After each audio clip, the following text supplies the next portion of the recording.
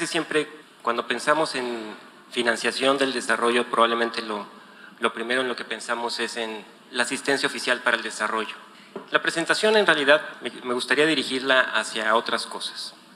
Primero, hablar un poco sobre las fuentes, los instrumentos y las soluciones que se proponen para el financiamiento de los ODS, y luego poner como ejemplo 3 herramientas de lo que se hace en la región. Un poco es la herramienta de gasto público en cambio climático, la de protección social y género y el famoso toolkit fiscal. ¿Cuáles son algunas de las fuentes de financiación? Bueno, pues las fuentes de financiación se han expandido evidentemente, ¿no?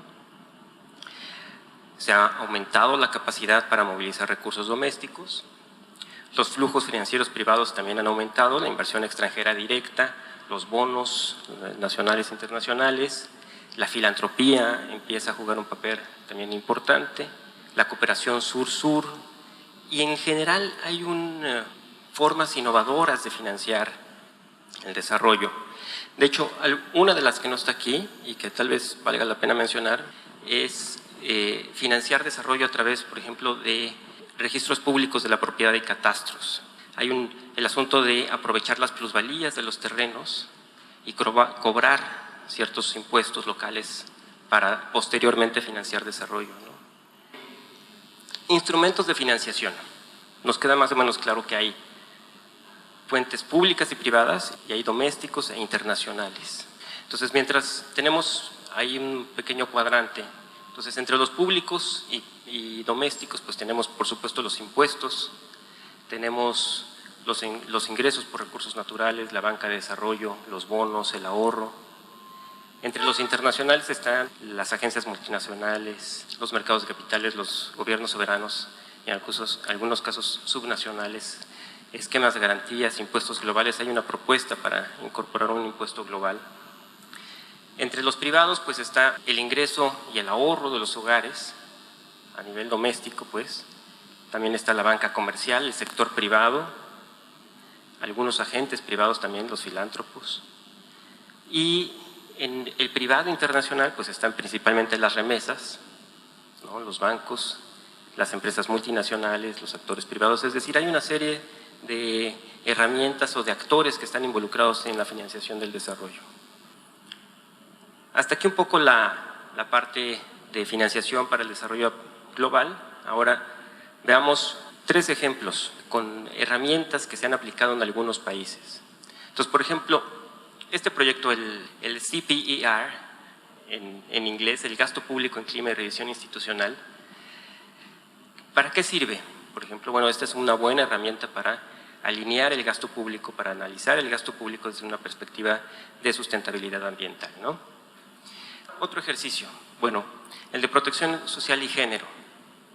En este caso, las preguntas que puede contestar son: ¿qué se tiene que hacer para tener un piso básico de protección social que promueva la igualdad de género? Si uno no tiene un sistema de protección social que incorpore estas dimensiones, pues esta es una muy buena herramienta que podría orientar, que los podría ayudar a tenerlo. ¿Cómo se puede incorporar la dimensión esencial de los cuidados con corresponsabilidad social? ¿Cómo revertir el carácter injusto de la actual organización social del cuidado y su rol como vector reproductor de desigualdad? ¿Y cómo fortalecer la autonomía de las mujeres? Y bueno, finalmente está el toolkit fiscal, que es una herramienta de diagnóstico y evaluación para reducir pobreza, inequidades sociales y económicas. ¿Cuáles son las preguntas que pueden ayudar a responder? ¿En cuánto contribuye el mercado y cuánto el Estado? Es decir, ¿qué tan progresiva o regresiva es una política, un programa? ¿Y cuáles son los escenarios alternativos para el cambio? Para contestar estas preguntas, el toolkit fiscal hace descomposición de los determinantes de la pobreza y de la desigualdad, una evaluación de los sistemas fiscales y sociales actuales, a través de los cuales, por ejemplo, se puede ver qué tan regresivo o progresivo es un impuesto o un programa, y la evaluación del impacto de reformas o de eventuales reformas a las políticas fiscales y sociales a través de modelos de microsimulación. En el caso de México, era un microsimulador en el marco de una eventual reforma fiscal.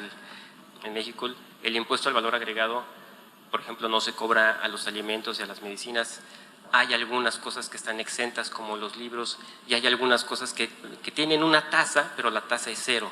Y lo que este grupo de personas decía es, hagamos un impuesto al valor agregado generalizado que se le cobre a todos, y a partir de ahí vamos a tener una cantidad de recursos que vamos a poder distribuir a través de programas de protección social, intervenciones políticas, los CCTs, etcétera, para compensar el efecto de este impuesto generalizado. Más bien, el microsimulador tenía dos módulos que eran cambios al impuesto sobre la renta, que son los impuestos personales al ingreso, y los cambios al IVA, ¿no? Y resultaba que en el caso extremo de IVA generalizado, aumentaba en 3.75 puntos del PIB la recaudación por fiscal, pero aumentaba 14.5 millones de personas el número de pobres alimentarios. El costo social de llevar a cabo una política como esa era muy alto. Y por más que aquellos que estaban haciendo lobbying por una política como esta prometían y juraban que estos iban a ser recursos que iban a poder regresar a los hogares más pobres a través de beneficios, de becas, de exenciones, etcétera, pues en realidad para un país como México este era un costo que no podía asumir. A final de cuentas se aprobó IVA a transporte público, a la goma de mascar, a los alimentos para mascotas, se homogeneizó el IVA de la zona fronteriza porque en la frontera con los Estados Unidos era más bajo, y luego se rechazó el IVA de la canasta básica de los alimentos en general, el IVA de los medicamentos, y se dejaron los exentos, a la educación, a la vivienda, al agua, servicios médicos, excepto el transporte, que el transporte era de los exentos que finalmente sí, de los cuales sí se cobró. La misma ministra de Desarrollo Social en aquel entonces, Rosario Robles, que era mi jefa, declaró públicamente que dijo, si hubiera habido un IVA a alimentos y medicinas, esto hubiera significado más hambre y más pobreza. De acuerdo al Programa de las Naciones Unidas para el Desarrollo, hubiera significado que 14 millones más de mexicanos hubieran caído en la pobreza si esta medida hubiera sido aprobada por el Congreso de la Unión. Un poco la conclusión de esto es, entonces, pues sí, nos queda la fruta verde, los retos más difíciles que requieren de mayor y mejor coordinación, de cooperación, innovación y de políticas públicas progresivas que permitan aprovechar mejor pues, los recursos escasos que tenemos.